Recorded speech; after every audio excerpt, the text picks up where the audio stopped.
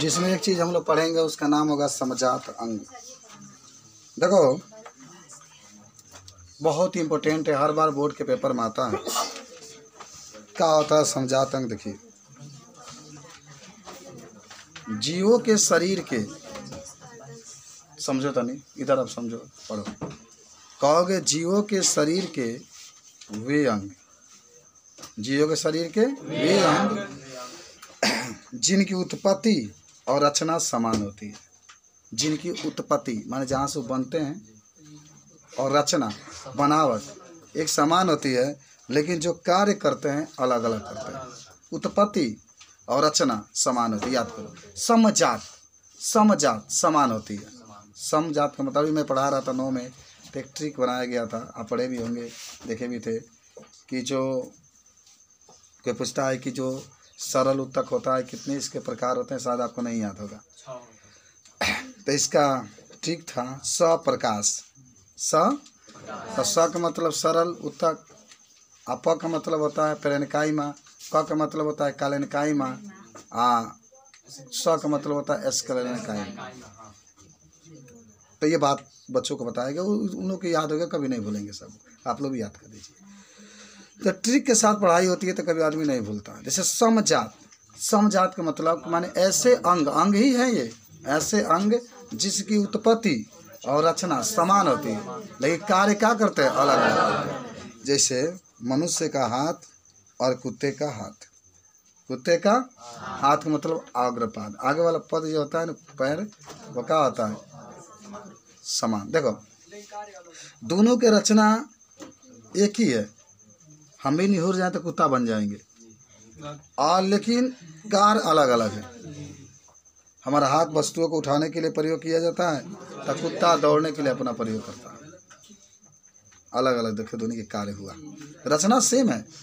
हमारा भी 4 पैर, बस हमारा 2 हाथ बदल गया है, उसका भी आगे का 2 जो पैर है वह भी हाथ ही है, लेकिन रचना दोनों का समान है, बनाव दोनों का समान है, लेकिन कार्य अलग अलग होता है। कुत्ता का जो पैर होता है दौड़ने का काम करता है, हमारा जो हाथ होता है वो वस्तु को पकड़ने का काम करता है। मनुष्य का हाथ भी लिख सकते हैं, और अब जितने भी जंतु होंगे उसके आगे वाला पैर आप लिख सकते हैं। मनुष्य के हाथ लिख सकते हैं, गाय के या घोड़ा के अग्रपाद भी आप लिख सकते हैं। यह भी रचना में समान होते हैं, लेकिन कार्य क्या होता है दोनों का अलग अलग होता है।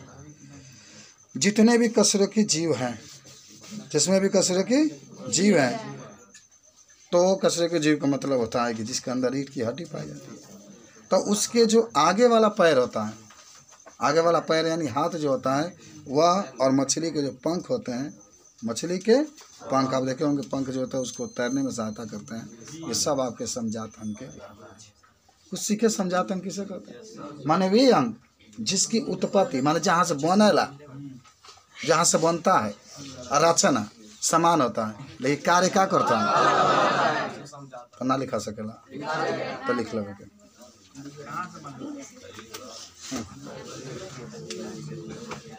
देखेंगे शरीर के वे अंग जिनकी रचना और उत्पत्ति, रचना और उत्पत्ति समान होती है, समान होती है, लेकिन कार्य अलग अलग होते हैं। लेकिन कार्य क्या होते हैं अलग अलग होते हैं, तो इसे समजात अंग कहते हैं। तो इसे समजात अंग कहते हैं। याद हो आपको? वे अंग जिनकी उत्पत्ति समान होती है। उदाहरण आप लिख सकते हैं, मनुष्य का हाथ तथा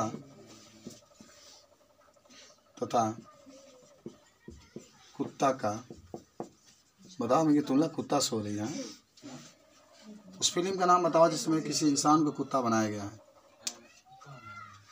बताओ। मजबूरी नहीं, हिंदी। उसका नाम है घातक। इसका नाम है घातक। कहाँ तुम लोग फिल्म देखते हो? देखो मैं पढ़ाता भी फिल्म देखता हूँ। मनुष्य का हाथ और गाय का अग्रपाद। उससे लिखेंगे, हाँ से लिखे हैं। चलो जो कहाँ हंस से लिखा गया वहाँ पे है तो उससे बना दीजिए। उससे है। हाँ आ लिख सकते हैं कि सभी कशेरुक को, कशेरुक को जानते हैं ना? सभी कशेरुक के जंतु के हाथ और मछली के पंख। यह हमारा कहानी रहा समजात अंग का। मछली के पंख। अब हम लोग को पढ़ना है समजात अंग के बाद समरूप अंग।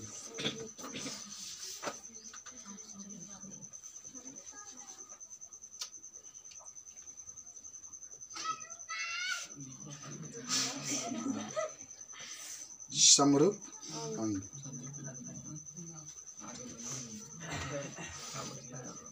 अब इसी का उल्टा होगा। एनालोगस आर्गन कहते हैं इसको, समरूप अंग।